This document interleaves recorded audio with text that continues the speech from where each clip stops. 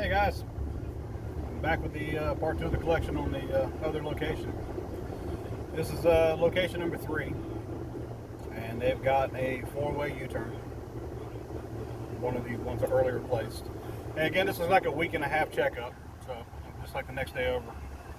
And yeah, Boston baked beans, that's a no-go. There was a couple of people that were eating them, but they didn't really like them all that much. It was just something to have.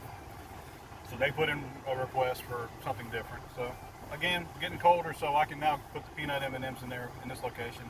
The shop's a little warmer than usual, but thankfully with the colder days ahead, I won't have to worry about this machine as much. The gumball part, binding up a little bit. This is one of the ones I placed without checking to see if the hole was lined up perfectly with the drop. And so in this U-turn, they've got 3 holes for the gumballs. And each hole is, you got it before you place it, make sure that that hole is lined up perfectly with the chute, so that when that wheel turns, it will constantly drop a gumball. So mine was off center, and what was happening is as you turn it, it's only getting half a gumball in, and it's cutting it in half, causing the machine to bind up and causing the coin mech to work even harder. If you don't catch that in time, what happens is you strip that gear in the U-turn. And because I've taken them apart so many times, I know how it works. It makes sense. So you got to be real super careful with how that goes. Also want to say that it was a good collection. I pulled about $6 and change, roughly 6.5 gumballs. Before it started tearing them up, was actually a pretty good seller. I think $4 alone was just gumballs. And $1.50 was for Skittles, maybe a quarter for the Boston baked beans. This machine has nuts in it. It's got honey roasted nuts in it.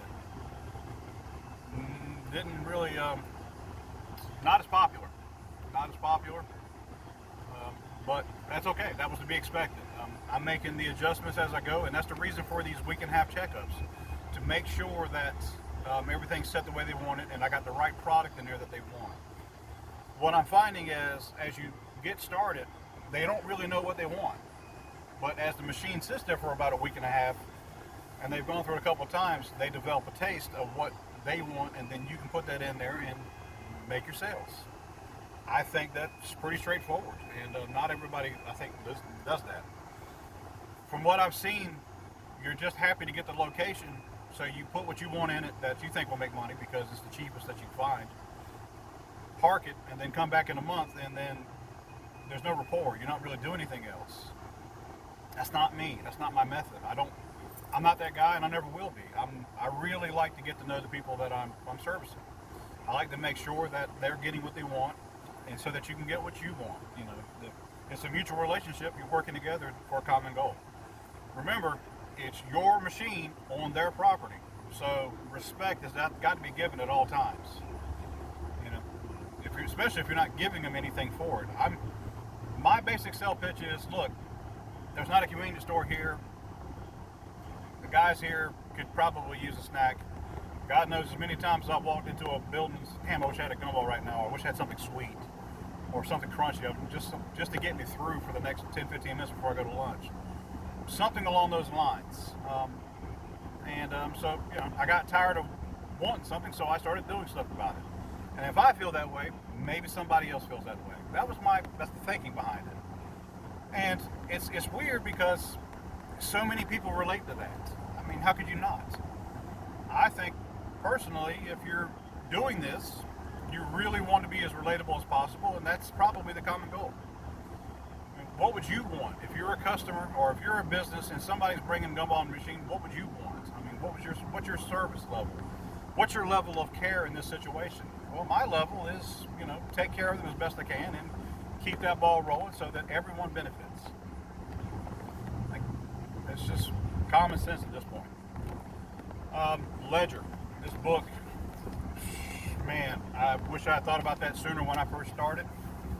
I got to take some time later and fill this out to make sure that I've got all my customers lined out and make sure that each location has marked in it what they've got so that I can show up with a proper amount of goods to go into the machine so that they're constantly covered.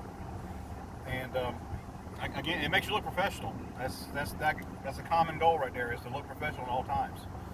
You don't want to look shady when you're doing your machines, because people got to trust you, and trust is everything in this business, especially when you're selling. If they don't trust you, they don't buy from you. Next phone call you get is, come get your machine. I just got done talking to somebody. While I was in there servicing, and this was kind of cool. But while I was in there servicing this machine, another person come into this business and has their own shop, and I got to talking about it. He said he was admiring the new machine that he saw, because he's never seen it before, U-turn. They've been out for a long time, but he'd never seen this particular model. Everybody's got the 2 heads and the 3 heads and the red ones, the black ones. I got this big square box yellow one, and he was really taken back by it. I said, yeah, well, I mean, I tell you what, I can put one in your building in a couple of days if you want. I can make that happen. And it's like, yeah. And I had to think about it, and then I explained to him, yeah, I'm taking care of these guys here because they're not near a convenience store. If they needed a snack or something, there's really nothing close by.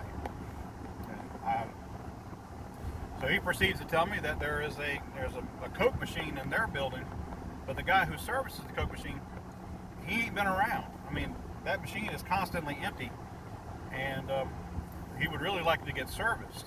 And I said, man, that's not me. I'm on top of my game. If you let me put one of my machines in yours, I'll make sure that there's always going to be a snack. But as far as the Coke machines, I'm not on that level yet. Eventually, I will be, and if I am, then I'll be happy to put mine next to his until he removes his. And he started laughing. He thought it was funny, and he said, well, he'll get back with me. So I'm pretty stoked about that. It's another location while I was fixing a location, or servicing a location. It just goes to show you that there's business everywhere. You just got to ask, and that's another thing. You can't be shy. You really can't be shy, bashful or anything like that. You have to have a need or a willingness to go in there and approach people and ask. Can I put my machine in your building, please? Or however you choose to approach it. If you want to do like a script or something, hopefully it doesn't come down to that. But if it does, then so be it. A script will help you. Then have at it. I'm just doing what I can to make sure I keep selling, and you do the same. Hopefully you're having a great day, and until then, I'm Phil signing off. Happy selling.